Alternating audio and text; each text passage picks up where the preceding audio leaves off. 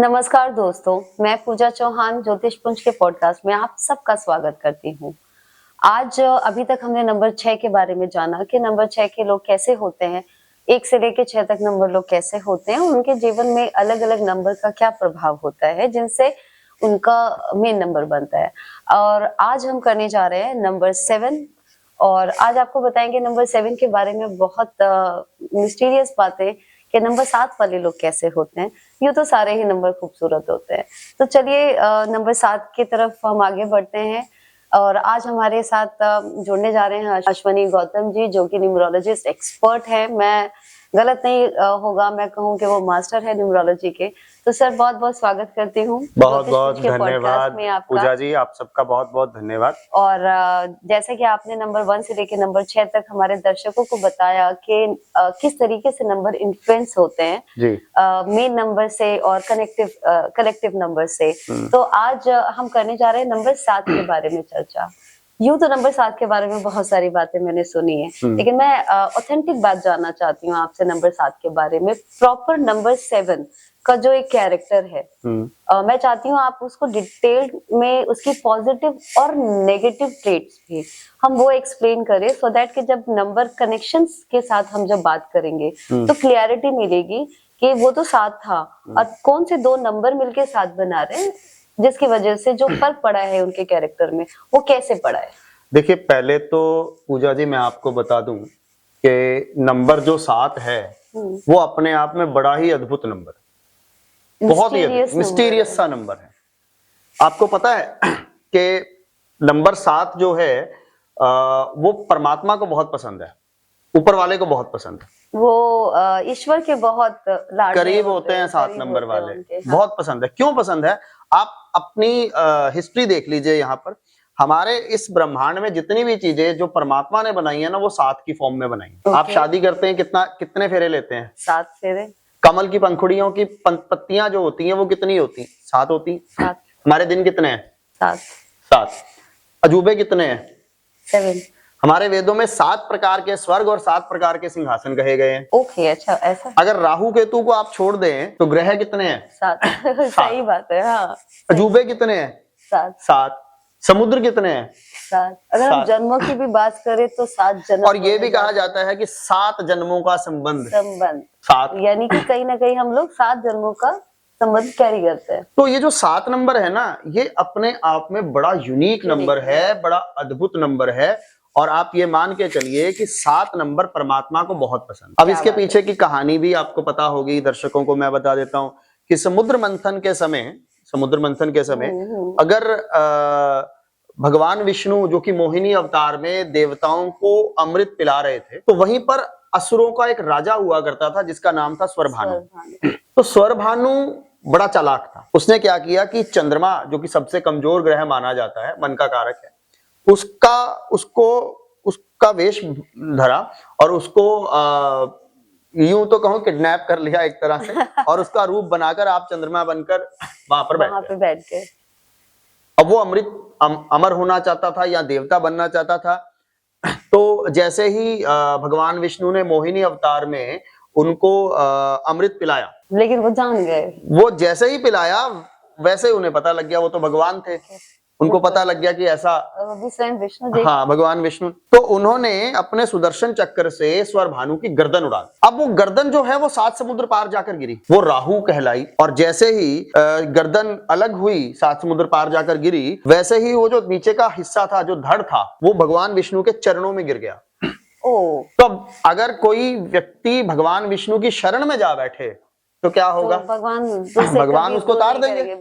तो जो धड़ था उसने भगवान विष्णु से ये पूछा कि प्रभु, जो दिमाग में फितूर था मेरे अमृत पीने का या जो वो करने का, वो तो आपने उसको मेरे को में से अलग कर दिया है, मेरा कसूर बताइए, मैंने क्या किया है? तो भगवान विष्णु को दया आ गई। भगवान विष्णु ने उसको कहा कि वो तो अमर हो गया, जा मैं तुझे जन्मों जन्मांतरों से मुक्त करता हूं। तुम इस धरती पर केतु के नाम से जाने जाओगे और मोक्ष के कारक जो होगे वो तुम ही होगे। इस धरती पर अगर कोई व्यक्ति जन्मों जन्मांतरों के बंधनों से मुक्त होगा तो वो तुम्हारी वजह से होगा। केतु को मोक्ष का कारक जो है वो इसी वजह से माना जाता है। इसीलिए कहते हैं कि जब तक आप केतु को लाइफ में नहीं लेके आए, लाइक मतलब जब तक आप डी अटैचमेंट्स नहीं करेंगे तो जी। आपको मोक्ष मोक्ष तो बहुत बड़ा नाम हो गया, आपको सेटिस्फेक्शन भी नहीं मिलता है। देखिए केतु जो होता है ना वो असंतुष्टि का कारक होता है, असंतुष्टि का कारक होता है, क्योंकि उसको अमृत भी नहीं मिला, उसकी गर्दन भी अलग हो गई, एक अनसेटिस्फेक्शन। अब केतु के पास है क्या, बेचारे के पास दिल ही तो है, एक गर्दन से ऊपर का हिस्सा जो है वो तो अलग हो गया उसका, अब एक दिल बचा है उसके पास या हाथ पैर बचे हैं। तो हाथ पैर होने की वजह से केतु वाले लोग मेहनती तो बहुत होते हैं, ठीक है, और दिल है वो भी असंतुष्ट, इमोशनल बहुत होते हैं। लेकिन सबसे बड़ी बात मैं आपको केतु वालों के बारे में बता दूं कि जो 7 नंबर वाले लोग होते हैं ना, वो अगर किसी से प्यार भी कर रहे होंगे ना तो वो अंदर ही अंदर कर रहे होंगे, वो एक्सप्लेन भी नहीं करते इस चीज को। क्यों? क्योंकि मुंह नहीं है उनके पास, मुंह नहीं है। दूसरों की फीलिंग्स को भी बहुत अच्छे तरीके से समझते हैं लेकिन एक्सप्रेस नहीं करते हैं। और सबसे बड़ी बात यह है कि इनको कोई भी सीक्रेट बता दो आप अपना, कोई भी सीक्रेट बता दो, सुन लेंगे, किसी से शेयर नहीं करेंगे, यानी कि इनकी मृत्यु के साथ वो सीक्रेट भी खत्म हो जाएगा क्योंकि इनके पास मुंह नहीं है।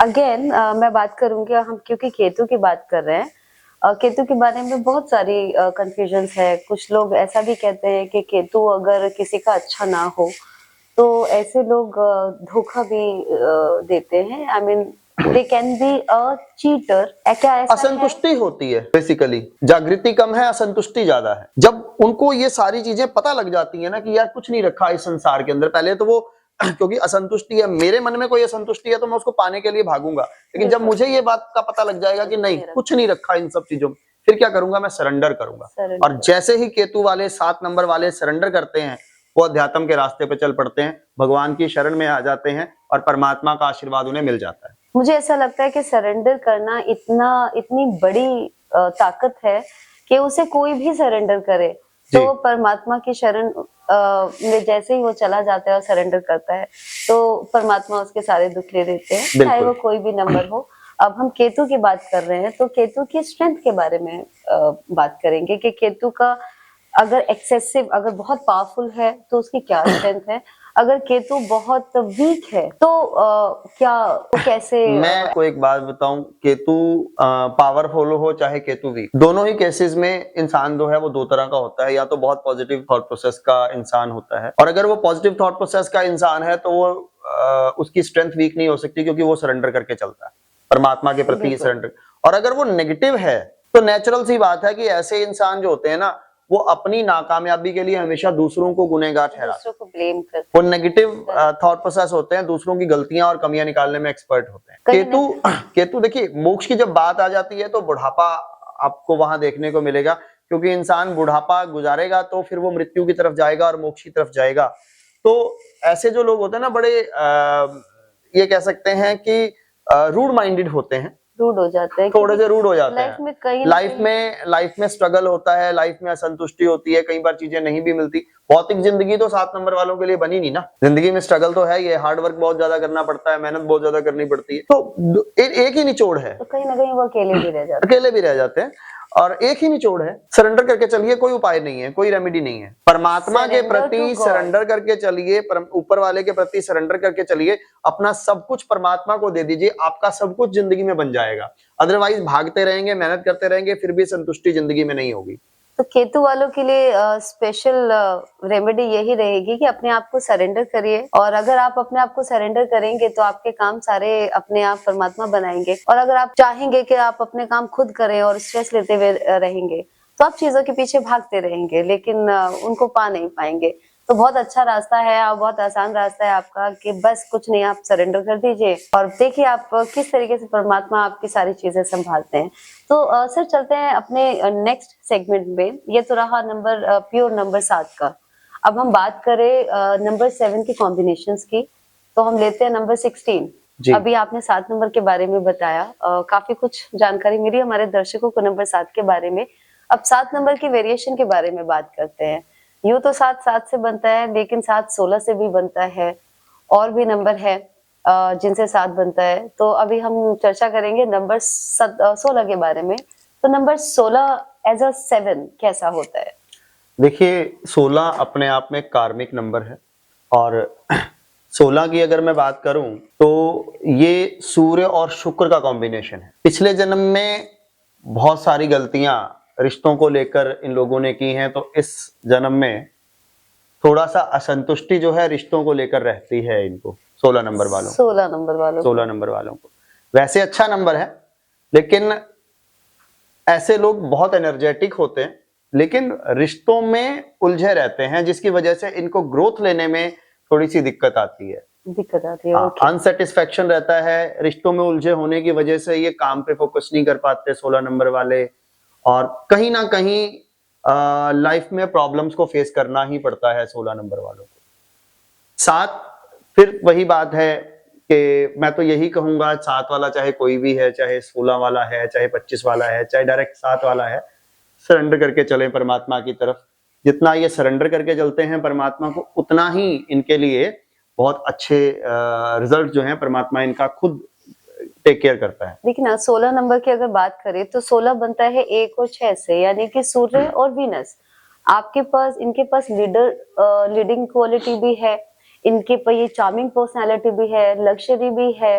अगर देखा जाए तो मटेरियलिस्टिक वर्ल्ड में ये बहुत सक्सेसफुल होते हैं, लेकिन नहीं, ऐसा नहीं होता है। नहीं ऐसा होता है, क्योंकि देखिए 1 और 6 का कॉम्बिनेशन है। 1 एक एनर्जी को रिप्रेजेंट करता है, लेकिन जब 6 आ गया ना, मैं बहुत एनर्जेटिक हूँ, मेरे ड्रीम्स बहुत बड़े बड़े हैं, लेकिन मैं अगर अपनी लग्जरी से बाहर नहीं निकलूंगा, मैं रिश्तों के चक्कर में उलझता रहूंगा, और फिर टोटल भी 7 बन जाता है। जब टोटल 7 बन जाता है तो कहीं ना कहीं अनसेटिस्फेक्शन भी रहेगी। मेरी लर्निंग एबिलिटी है, मैं जिंदगी में हर टाइम सीखता ही रहूंगा, प्रैक्टिकल बेस पे कुछ नहीं होगा, तो दिक्कत आती है। तो 16 वालों के साथ ये थोड़ी सी दिक्कत है। ओके, एनर्जेटिक हैं, उनके ड्रीम्स बड़े हैं, उनके सपने बड़े हैं, लेकिन 6 नंबर 1 के साथ लग गया।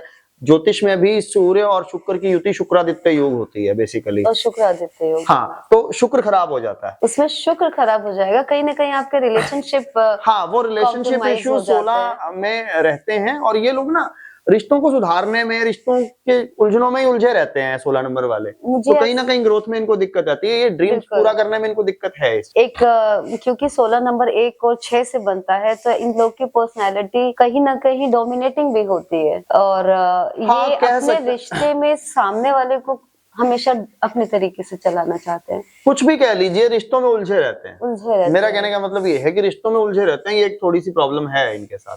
तो ऐसा माना जाए कि 16 नंबर वालों के पास मेटेरियलिस्टिक चीजें तो आती हैं, लेकिन कहीं ना कहीं लोग के साथ रिश्तों में थोड़ी कमी देखी गई है, और कंफ्यूजन जिसका कारण ये खुद होते हैं। जी बिल्कुल सर, ऐसा ही होता है। बिल्कुल ऐसा ही होता है। और क्योंकि अब नंबर 6 नंबर तो बर्थ में ही लेके पैदा हुए हैं, तो लग्जरीज तो उनको मिल ही जाती है। लग्जरीज होती हैं, बस 16 वाले थोड़े से उलझ जाते हैं, और कार्मिक नंबर होने की वजह से कहीं ना कहीं पिछले जन्मों के कर्मास पेंडिंग होते हैं रिश्तों के मामले में, वो इनको इस जन्म में पूरे करने पड़ते हैं। मैं कहूंगी कि कार्मिक नंबर कोई भी है, कार्मिक डेट का कोई भी नंबर है, अगर वो कार्मिक डेट उनको समझ में आ जाता है, वो पैटर्न को उनको ब्रेक करना पड़ेगा। बिल्कुल, नहीं तो जितने भी कार्मिक डेट वाले लोग हैं, चाहे हम 16 की बात करें, चाहे हम वो 14 की बात करें, चाहे हम 13 की बात करें या 19 की बात करें, कार्मिक जैसे ही कार्मिक डेट नंबर आ गया, तो पहले तो ये समझ लीजिए ये नंबर बड़े पावरफुल है जी। तो अभी तो कुछ कर्मा का लेखा जोखा जो अभी खत्म नहीं हुआ है, अभी तक चल रहा है उनका, और वो लोग कैरी फॉरवर्ड करके लाए हैं। और जब कार्मिक डेट आपका नंबर आ जाता है, तो आपको कार्मिक पैटर्न को अंडरस्टैंड करना बहुत जरूरी है। बिल्कुल, और आप अगर उस कार्मिक पैटर्न को ब्रेक कर देते हैं, तब आप देखिए ये नंबर आपके लिए कितना पावरफुल हो जाएगा, क्योंकि इस नंबर की कमियां आप कहीं ना कहीं उसको ब्रेक कर देंगे। तो कार्मिक डेट वालों को कार्मिक डेट पैटर्न समझना बहुत जरूरी है। अब जैसे सर आपने बताया कि 16 नंबर वाले अपने पास्ट लाइफ में बहुत सारे ऐसे कर्मास करके आते हैं, अपनी पावर का मिसयूज करते हैं, रिश्तों में धोखा करते हैं। अगर मैं सही बोलूं तो रिश्तों में कहीं ना कहीं पास्ट में करके आए हैं, इस जन्म में उनको वही चीजें फेस करनी पड़ती हैं। इस जन्म में सेम सिचुएशन आप लोगों के साथ आएगी, सेम सिचुएशन और कंडीशंस जब आपके साथ आएगी, तो आपको यही अंडरस्टैंड करना है कि नहीं, मुझे भागना नहीं है, मुझे इसको अंडरस्टैंड। मेरा कहने का पर्पस 16 नंबर वालों से ये है कि आपको जितनी मर्जी रिश्तों में प्रॉब्लम आए, जो मर्जी आए, ये आपके कार्मिक हैं, और आप परमात्मा को सरेंडर करके चलिए, देखिए कोई दिक्कत नहीं आएगी फिर। देखिए आपका किस तरीके से 16 नंबर आपको फायदा देके जाएगा और आपके लिए बेनिफिशियल होगा। और बढ़ते सर अगले अपनी उसके तरफ, कॉम्बिनेशन के तरफ, जो कि है 25 नंबर। और 25 नंबर सुन के भी अच्छा लग रहा है सर, 2 और 5 का कॉम्बिनेशन है। देखिए 25 नंबर अपने आप में बड़ा अच्छा नंबर है, 2 एंड 5 का कॉम्बिनेशन है अपने आप के अंदर। लेकिन चंद्रमा और बुध का जो योग है, अब चंद्रमा क्या है, मन का कारक है, और बुध है बुद्धि। इंटेलिजेंट तो बहुत होते हैं 25 नंबर वाले, इसमें कोई शक नहीं है, बहुत इंटेलिजेंट होते हैं। चंद्रमा आइडिया है और बुध बुद्धि है, ठीक है, और टोटल बनता है 7। 7 केतु है। केतु की खास बात होती है कि उसकी लर्निंग एबिलिटी बहुत स्ट्रांग होती है। ओके। तो आइडिया भी है, बुद्धि भी है, लर्निंग एबिलिटी भी है, उसके बावजूद भी इनको जिंदगी में सक्सेस होने में दिक्कत का सामना करना पड़ता है। क्यों? अथॉरिटी, रानी, कहीं ना कहीं चंद्रमा रानी, बुध राजकुमार, तो दोनों, एक रानी है एक राजकुमार है, दोनों आराम करने वाले हैं। जो भी कोई काम करने की कोशिश करेंगे, जो भी कोई काम करने की कोशिश करेंगे, उन्हें अथॉरिटी चाहिए। बिल्कुल। वो अथॉरिटी इनके पास नहीं होती। इनको अथॉरिटी चाहिए राजा की। राजा कौन है? सूर्य। सूर्य। तो 25 नंबर वालों को मैं एक बात कहूंगा, आप बहुत इंटेलिजेंट हैं, आपके बहुत बहुत आइडियाज हैं, बहुत सब कुछ है, लेकिन आपकी लर्निंग एबिलिटी भी अच्छी है, लेकिन अथॉरिटी के लिए आपको सूर्य की पूजा करनी चाहिए। और अगर आप सूर्य की रेगुलर पूजा करते हैं तो आपको जिंदगी में कामयाब होने से कोई नहीं रोक सकता 25 वालों को। जैसे कि आपने सुना कि आपको सूर्य की पूजा करनी बहुत जरूरी है 25 नंबर वाले को, और क्योंकि 2 और 5 दोनों ही नंबर में कहीं ना कहीं अथॉरिटी की कमी तो होती है, और सूर्य आपको अथॉरिटी दे देता है, और 2 5 है, और अगर आप एक की पूजा करना शुरू कर दे तो मुझे ऐसा लगता है फैमिली कंप्लीट। ये एक फैमिली पैकेज भी है, माता पिता और पुत्र, राजा रानी और बेटा। हाँ, नेचुरल सी बात है। यहाँ पर ना आपको अथॉरिटी की कमी होती है। अगर आप अथॉरिटी आपको मिल जाती है, यानी कि सूर्य का साथ मिल जाता है, अपने पेरेंट्स का, अपने बड़े बुजुर्गों को साथ लेके चलिए, उनका आशीर्वाद लेके चलिए, सूर्य की पूजा कीजिए। यही एक प्रॉब्लम रहती है कि जब भी ये लोग 25 नंबर वाले कोई काम करना शुरू करते हैं तो उस टाइम पे कोई ना कोई अड़चन, कोई ना कोई अथॉरिटेटिव अड़चन जो है वो इनके बीच में आ जाती है, जिसकी वजह से इनको प्रॉब्लम का सामना करना पड़ता है। तो सूर्य स्ट्रॉन्ग रखिए, माता पिता का आशीर्वाद लेके चलिए, सूर्य की पूजा करिए। डेफिनेटली 25 नंबर वालों को जिंदगी में किसी भी तरह की कोई प्रॉब्लम नहीं आएगी, ये जिंदगी में कामयाब 100% होंगे ही होंगे। चलिए सर, बहुत खूब। आज हमारा चर्चा था 7 नंबर के ऊपर, और 7 नंबर में आपने जाना कि नंबर 7, नंबर 16 और नंबर 25 किस तरीके से आपकी पर्सनालिटी को भी चेंज कर देते हैं, और कैसे आपको किस नंबर का आपको बेनिफिट लेना है, किस नंबर की पावर आपको लेनी है, वो भी सर ने बताया। ओवरऑल 7 नंबर वालों के लिए हमारा कहना है कि आप ईश्वर को सरेंडर करिए, और ईश्वर को सरेंडर करेंगे आपके सारे काम बनेंगे। और सर 7 नंबर वालों के लिए कोई जैसे ईश्वर को सरेंडर तो सबको ही करना चाहिए, बट अगर हम बात करें इन जनरल रेमेडीज की, मेरे हिसाब से सबसे बड़ी रेमेडी यही है, जो कुछ हो रहा है होने दीजिए, ऊपर वाले पे छोड़ के चलिए। परमात्मा का ध्यान कीजिए, ऊपर वाले की तरफ फोकस कीजिए, सरेंडर करिए। आपको किसी रेमेडी को करने की जरूरत ही नहीं है। क्या बात है। देखिए, आपको कुछ करने की जरूरत नहीं है। You guys are taken by God, you guys are already taken, और स्वयं भगवान आपकी सुनते हैं, तो आपको किसी को सुनाने की जरूरत नहीं है। और स्पेशली 7 नंबर वालों को अपना दुख दर्द किसी को ना सुनाए, और ऊपर वाले को सुनाइए। देखिए कैसे आपके दुख दर्द आपको नहीं पता चलेंगे कब खत्म हो गए। जी बिल्कुल। तो ये चर्चा रही हमारी, आज का चर्चा रही 7 नंबर के ऊपर। नेक्स्ट पॉडकास्ट में मैं लेके आऊंगी नंबर 8 और नंबर 9। तब तक के लिए बहुत बहुत धन्यवाद। नमस्कार।